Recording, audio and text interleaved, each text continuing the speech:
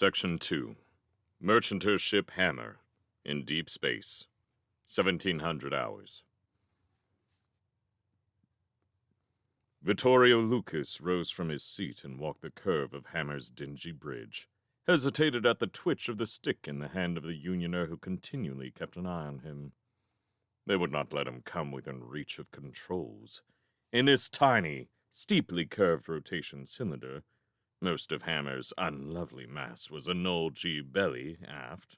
There was a line on the tiles, marked in tape, which circumscribed his prison. He had not discovered yet what would happen if he crossed it without being called. He never meant to find out. He was allowed most of the circuit of the cylinder, the crew quarters where he slept, the tiny main room section, and this far into the operations area. From here, he could make out one of the screens and see scan past the tech's shoulder. He lingered, staring at it, at the backs of men and women in merchanter dress who were not merchanters. His belly still queasy from drugs, and his nerves crawling from jump. He had spent most of the day throwing up his insides. The captain was standing watching the screens, saw him, beckoned him. Vittorio hesitated. At a second signal, came walking ahead into that forbidden operation zone, not without a backward glance at the man with the stick. He accepted the captain's friendly hand on his shoulder as he took a closer look at Scan. Prosperous-looking sort, this man. Might have been a Pell businessman, urged his crew rather than snapping orders.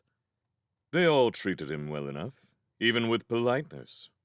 It was his situation and the potentials in it which had him terrified. Coward, his father would say in disgust. It was true. He was.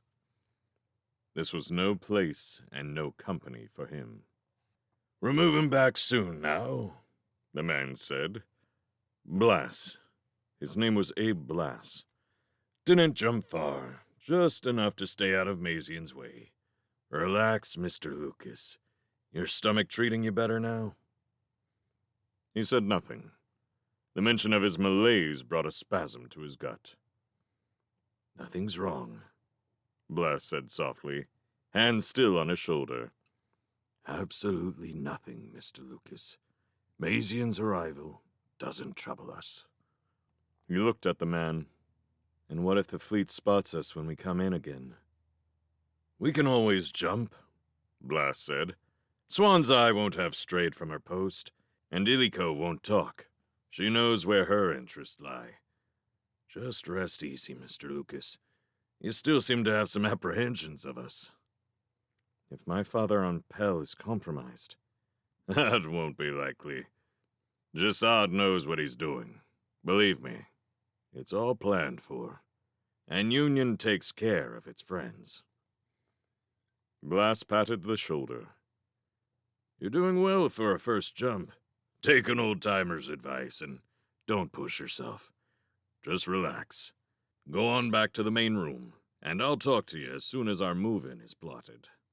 "Sir," he murmured, and did as he was told, wandering past the guard back up the curving deck to the deserted main room. He took a seat at the molded table-bench arrangement, leaned his arm on the table, swallowed heavily. It was not all nausea from jump. He was terrified. "Make a man of you," he could hear his father saying. He seethed with misery. He was what he was, and he did not belong here, with the likes of Abe Blass and these grim, very same people. His father had made him expendable. If he were ambitious, he would try to make points for himself in these circumstances, ingratiate himself with Union. He did not. He knew his abilities and his limits, and he wanted Rosine, wanted its comforts, wanted a good drink he could not have with the drugs filling his system. It was not going to work. None of it. And they would snatch him Union side where everyone walked in step, and that would be the end of everything he knew. He feared changes. What he had at Pell was good enough. He had never asked much of life or of anyone, and the thought of being out here in the center of nothing at all gave him nightmares. But he had no choices. His father had seen to that.